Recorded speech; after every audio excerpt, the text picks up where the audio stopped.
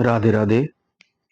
आइए सुनते हैं श्री पुरुषोत्तम महात्म्य के 15वें अध्याय की कथा। हाथ जोड़ करके भगवान को प्रणाम करें। भगवान पुरुषोत्तम को नमस्कार करें। गोवर्धनधरं वंदे गोपालं गोपरूपिणं गोकुलोत्सवमीशानं गोविंदं गोपिका प्रियम् कृष्णं नारायणं वन्दे कृष्णं वन्दे व्रजाप्रियं कृष्णं द्वैपायनं वन्दे कृष्णं वन्दे प्रथाश्रुतम्। बोलो कृष्णचंद्र भगवान की जय। भगवान नारायण नारद जी को कहने लगे कि बोले, हे नारद जी, राजा दृणधनवा जो पूर्व जन्म में सुदेव नाम के ब्राह्मण थे, जब भगवान गरुड़ पर चढ़ करके वहां पहुंचे और उसको दर्शन दिया, तो सुदेव नाम के जो ब्राह्मण हैं वो भगवान की प्रार्थना करने लगे और कहने लगे कि हे देवताओं के देवता, हे त्रिलोकी को अभय करने वाले, हे प्रभु, हे ईश्वर, आपको मैं नमस्कार करता हूँ। मैं आपकी शरण में हूँ। मैं दुखी हूँ, दीन हूँ, आपका भक्त हूँ। ये संसार में सभी जीव आपके बांधव हैं, फिर आप मेरी उपेक्षा क्यों करते हैं? वाल्मीकि जी कहने लगे कि हे राजन, ब्राह्मण शरीर से प्रभु की जब तुम इस प्रकार से स्तुति कर रहे थे, तब मेघ के समान गंभीर वाणी से भगवान बोले कि हे बुद्धिमान तपस्वी पुत्र, तुमने भली भांति तप किया है। तुम मुझसे जो कुछ मांगना चाहो मांग सकते हो। मैं तुम्हारे तप से प्रसन्न हूँ। सुदेव नाम के ब्राह्मण बोले कि हे दीन बंधु, हे दयानिधि, मुझे आप एक सुपुत्र दे दीजिए। इस प्रकार ब्राह्मण के वचन सुनकर के भगवान ने कहा कि हे ब्राह्मण देवता, ब्रह्मा ने तुम्हारे भाग्य में पुत्र नहीं लिखा है, इसलिए तुम पुत्र को छोड़कर और कोई भी वस्तु मांग लो, मैं अवश्य दूंगा। जैसे बिजली गिर गई हो, ऐसी बात को सुनकर के कटे पेड़ की तरह वह ब्राह्मण गिर गया और विलाप करने लगा। उसकी पत्नी ने अपने पति की पुत्र प्राप्ति की इच्छा को ऐसे अधूरी रहते हुए देख करके उसको सांत्वना देना प्रारंभ किया। बड़ी कठिनाई से धैर्य धारण कर अपने गिरे हुए पति से बोले कि हे नाथ, उठिए। क्या आपको मेरा वचन याद नहीं? विधाता ने जो भाग्य में सुख दुख लिख दिया, अपने कर्मों के अनुसार उसे मनुष्य भोगता है। हे ब्राह्मण देव, इन सब का विश्वास छोड़कर उठिए। श्री हरि से संबंध जोड़ करके उनका आश्रय लीजिए।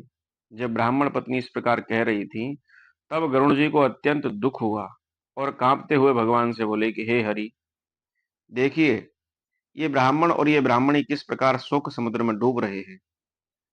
ब्राह्मण के नेत्र से आंसू बह रहे हैं।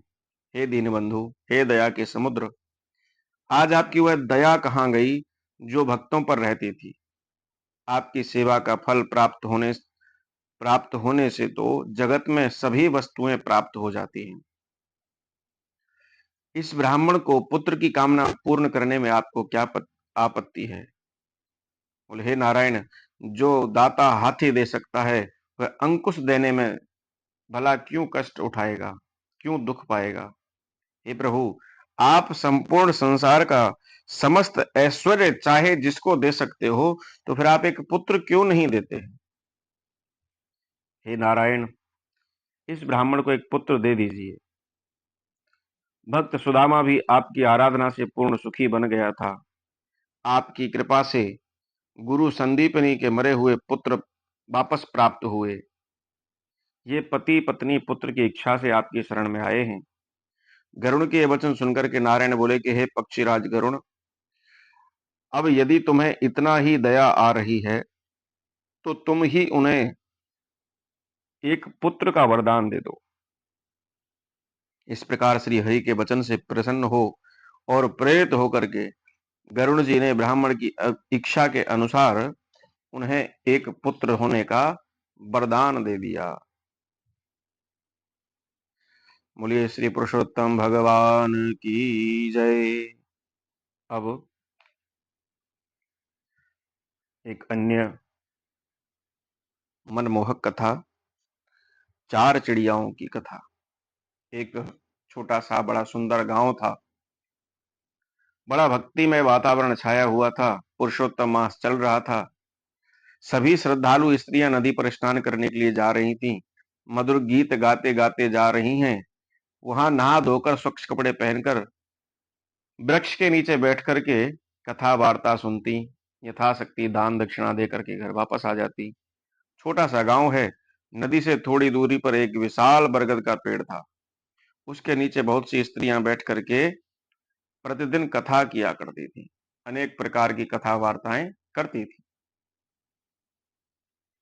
काम धंधे के बाद सारे पुरुष नदी के तट पर जमा होते हैं और अपनी अपनी सुख दुख की वहां बैठकर बातें करते हैं। बच्चे भी आकर बरगद के पेड़ पर खेलते हैं, क्रियाएं करते हैं। इस तरह नदी का तट पूरा दिन गूंजता रहता। एक स्त्री कहने लगी, एक दिन वहां बैठे बैठे एक स्त्री कहने लगी कि उपवास का फल बड़ा है बहन। जो पुरुषोत्तम मास में उपवास करते हैं उन्हें सुख और शांति प्राप्त होती है। उपवास करने वाले का पुण्य धर्मराज के यहाँ चित्रगुप्त के लेखे जोखे में लिखा जाता है। दूसरी कहती है कि हाँ, नियम धारण करने से, उत्तम तरीके से उस व्रत का पालन करने से नगर सेठ के घर जितना वैभव मिलता है। अरे बहन, उपवास और व्रत की महिमा तो जितना कहा जाए उतना ही कम है। तीसरी कहने लगी कि तेरी बात तो बिल्कुल सत्य है। और बहन, जो एक समय भोजन करने वाले हैं, भाई किसी से व्रत नहीं रखा जाए और वह एक समय व्रत खा करके, एक समय भोजन करके व्रत कर रखने वाले हैं, तो उन्हें भी तो असाधारण सुख प्राप्त होता है। जैसा व्रत का प्रकार वैसा ही उसका फल सबको मिलता है। तभी वहां चौथी स्त्री कहने लगी कि बहन, तेरी बात भी सत्य है। और अगर कोई भी नियम के बिना दो समय भोजन करते हैं, जो ज्यादा बार खाते हैं, उससे दीनता प्राप्त होती है। वैसे तो पशु पक्षी भी अपना पेट भरते हैं, कौए कुत्ते बिल्ली भी अपना पेट भरते हैं। मानव तो सर्वोत्तम है, उसे कुछ ना कुछ नियम तो अवश्य ही रखना चाहिए। पशुओं की तरह, पक्षियों की तरह, जंगली जानवरों की तरह व्यवहार नहीं करना चाहिए। ये सब उस वृक्ष पर बैठी हुई चार चिड़ियाएं सुन रही थी। अब उन चिड़ियाओं ने इन बातों को परख करने की एक विचार किया, मन में सोच लिया। अब उनमें से बड़ी चिड़िया ने उपवास करना प्रारंभ कर दिया। उसमें से जो छोटी चिड़िया थी, उसने नियम धारण कर लिए और नियमों के साथ पुरुषोत्तम मास का सेवन करने लगी, स्नान आदि करके। फिर जो तीसरे नंबर की जो चिड़िया थी, वह एक समय दाना चुगती और पूरा दिन एक समय दाना चुग करके ही बिताती। लेकिन जो चौथे नंबर की चिड़िया थी, उसने कोई बंधन नहीं रखा और जब इच्छा आए तब दाना खाए। कोई नियम नहीं, कोई धर्म नहीं, कोई खाने पीने का दुख नहीं सहता। कहने लगी कि मन में विचार करने लगी कि जो खाने पीने का दुख सहते हैं वह मूर्ख हैं। जो अपने पेट का भला नहीं कर सकते, वे दूसरों का क्या भला करेंगे। पुरुषोत्तम मास चल रहा था। चिड़िया अपने नियमों के अनुसार अमल कर रही थी। इसी तरह पुरुषोत्तम मास पूरा हो गया और अंत में समय आने पर वह चारों चिड़ियाएं भी मर गईं। वह चारों चिड़ियाएं गांव के नगर सेठ के घर एक के बाद एक करके एक ही घर में जन्म लिया। सेठानी को सबसे पहले एक लड़का हुआ। वह लड़का और लड़कियां मिलकर सेठानी की 5 संतानें हुई। अर्थात उस लड़के को 4 बहनें मिली। बचपन का समय पूरा हुआ और चारों लड़कियां बड़ी हो गईं। इतनी बड़ी हो गईं कि उनके विवाह कर सके। सेठ ने चारों के लिए लड़के ढूंढ लिए। फिर सेठ ने चारों लड़कियों का विवाह भी कर दिया। भाग्य के हिसाब से चारों लड़कियों को उनके भाग्य के प्रारब्ध के अनुसार ही लड़के मिले। सबसे बड़ी जो लड़की थी, उसको राजा के कुंवर ने पसंद कर लिया और उसकी शादी राजा के लड़के के साथ अर्थात राजकुमार के साथ हुई।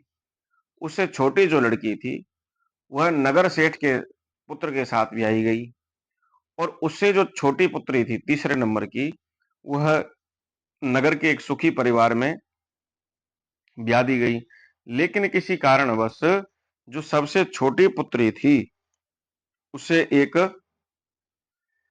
गरीब घर में ब्याया गया। अब एक समय जब वो अपने चारों ससुराल चली गई, तो एक समय उस लड़के का विवाह करने का तय हुआ। सेठ ने अपने लड़के का विवाह तैयार कर लिया, नक्की कर लिया। तो चारों बहनों को विवाह में भाग लेने के लिए बुलाया गया। तो जो सबसे छोटी थी वो सबसे पहले पहुंच गई। फिर उससे जो बड़ी थी वह विवाह से 10 दिन पहले पहुंच गई। जो तीसरे नंबर की थी वो 2 दिन पहले पहुंची, और जो सबसे बड़ी थी वह विवाह में 1 दिन पहले पहुंची। चारों बहनों ने भाई के विवाह में भाग लिया, और अंत में जब धूमधाम से विवाह हो गया, जाने लगी, तो सेठ ने अपने हिसाब से सब बेटियों को विदा किया। जब बेटियों को विदा करने लगा, तो सबसे बड़ी को 20 तोला, उससे छोटी को 15 तोला और इससे छोटी को 10 तोला सोना दिया। और जब सबसे छोटी लड़की का नंबर आया, तो उसे 2 बोरी अनाज और 1 जोड़ी कपड़े दे करके विदा कर दिया। इस भेदभाव को देख करके छोटी लड़की क्रोधित होकर के बोली कि सबसे बड़ी बहन और उससे छोटी छोटी बहनों को आपने सोना इत्यादि दान किया, और मुझे सिर्फ 2 बोरी अनाज दे करके आप भेजते हैं। तब वह बड़ी बहन कहने लगी कि बहन, ये सब हमारे प्रारब्ध का फल है। हम पूर्व जन्म में सब चिड़ियाएं थी। एक समय अधिक मास चल रहा था, पुरुषोत्तम भगवान का मैंने व्रत किया।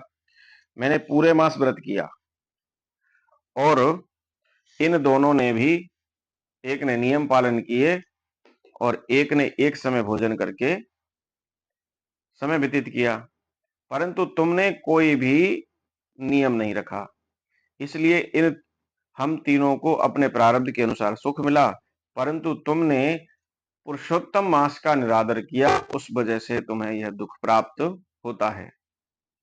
बहन, अब जब भी पुरुषोत्तम मास आए, तब तुम पूरे भाव से नदी के किनारे जाकर के भगवान की भक्ति करना और नियम पालन के साथ रहना, तो अवश्य ही तुम्हें तुम्हारे घर में भी सुख की प्राप्ति होगी। भगवान तुम पर प्रसन्न होंगे और तुम्हें सुख समृद्धि प्राप्त हो जाएगी। बोलो पुरुषोत्तम भगवान की जय।